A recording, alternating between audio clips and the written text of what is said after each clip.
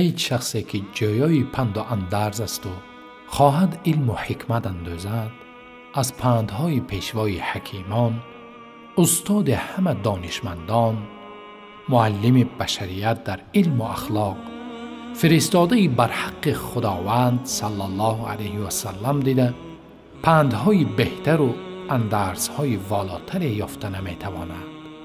سخنان پیامبر کرام قدر بعد قرآن در بالاترین درجه فصاحت و بلاغت بوده، شامل بر بزرگترین و وسیعترین معانی هستند.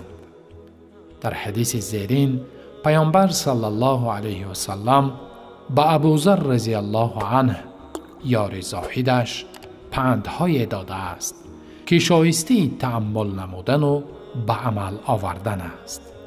امام طبرانی روایت کرده است که ابوذر رضی الله عنه گفته است: درخواست نموده گفتم ای فرستاده خدا مرا پند بده. گفتند تو را به تقواداری توصیه می نمایم، زیرا تقوا داشتن اساس همه خصلت خیر است. گفتم باز پندم ده.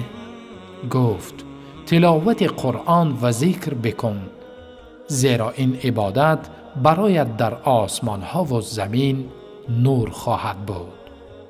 گفتم باز می خواهم. گفت از اندازه زیاد مخند، زیرا خنده زیاد قلب را می میراند و نور چهره را می برد. گفتم باز بیشتر. گفت در راه خدا نبرد بکن، زیرا این عبادت رهبانیت امت من است. گفتم بیشتر می خواهم.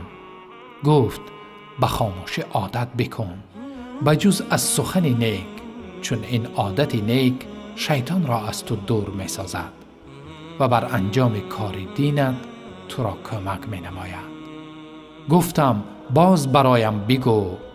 گفت در امور دنیا به شخص از خود پایین تر بنگر، زیرا این عادت باعث می گردد که نعمتهای خدا را ناشکری ننمایی.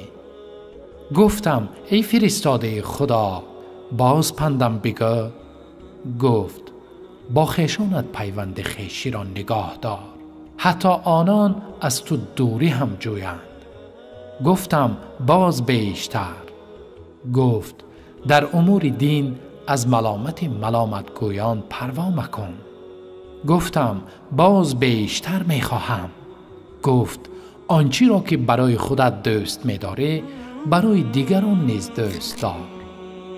ابوذر رضی الله عنه می گوید ایشان با دست مبارک بر سینه من زده گفتند ای ابوذر، عقل چون تدبیر نیست، یعنی در عاقبت کارها اندیشه نمودن، و هیچ پرهیزگاری چون دوری از گناه نیست، و هیچ حسب، یعنی چیزی که باعث افتخار است، چون اخلاق نکو نیست.